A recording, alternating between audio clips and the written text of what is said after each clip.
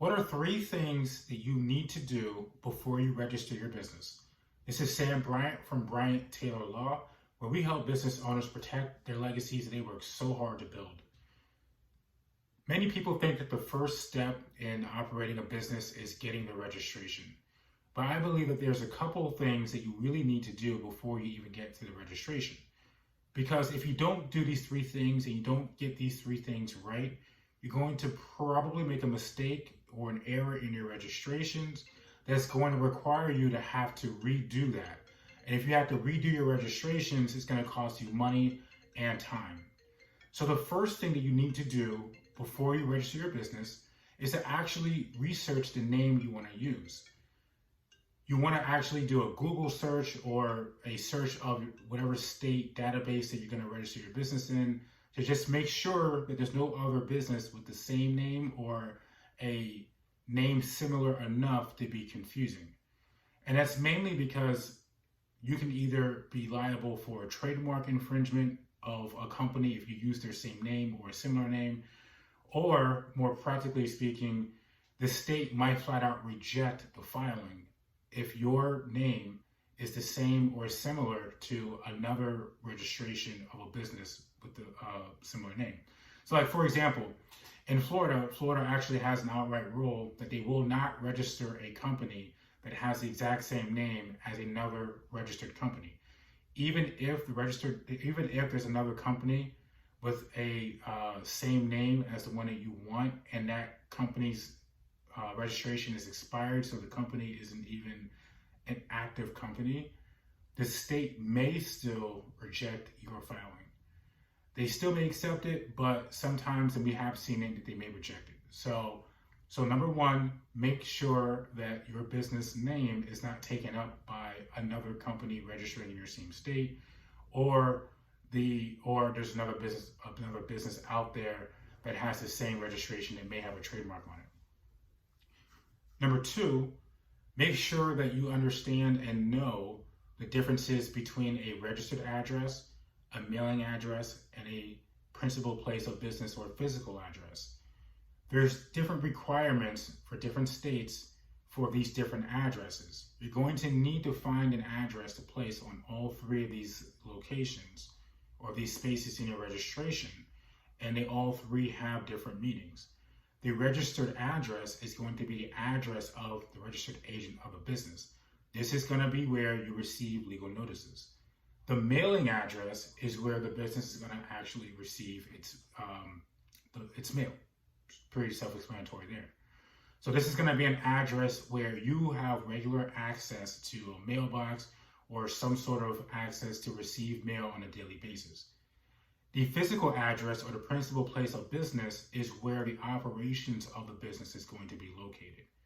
This can be a virtual address, but primarily this is important for any licenses that the business may get after the registration, because there may be requirements that the physical address or the principal place of business may have to be in a certain location depending on what type of license you're going to be getting.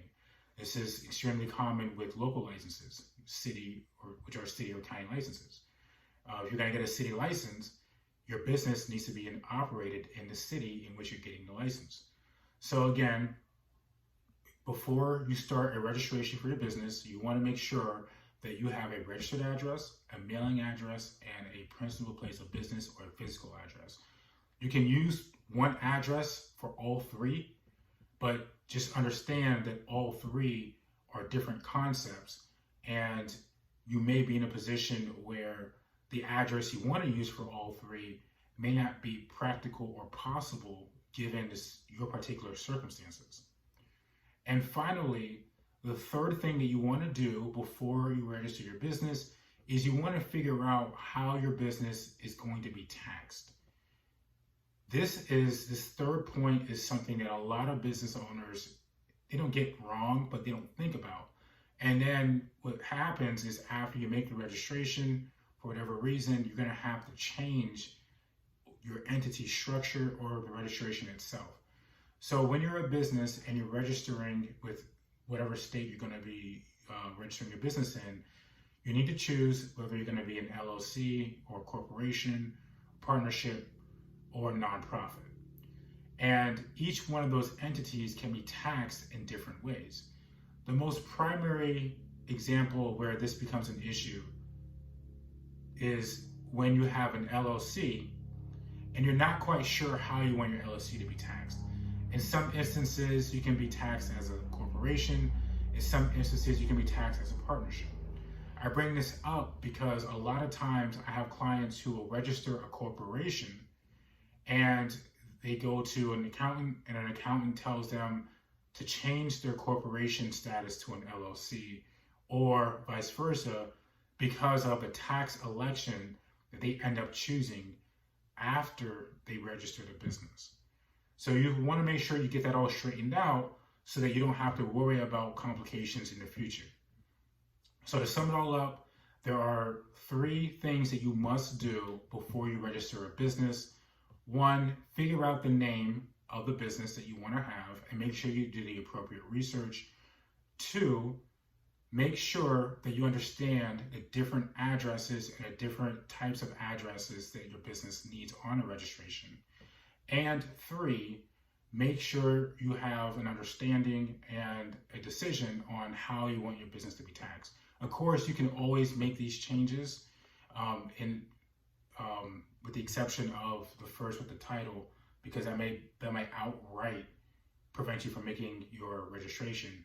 But for the other 2, you can make a decision and make changes later. But the point of this video is just to make sure that you give the appropriate amount of thought to all 3 of these considerations before you register your business. Hope you found that video helpful. We have other videos on the channel that help protect your business and your legacy. And if you need to speak to a Florida attorney for an individual situation, we have our contact information in the description below.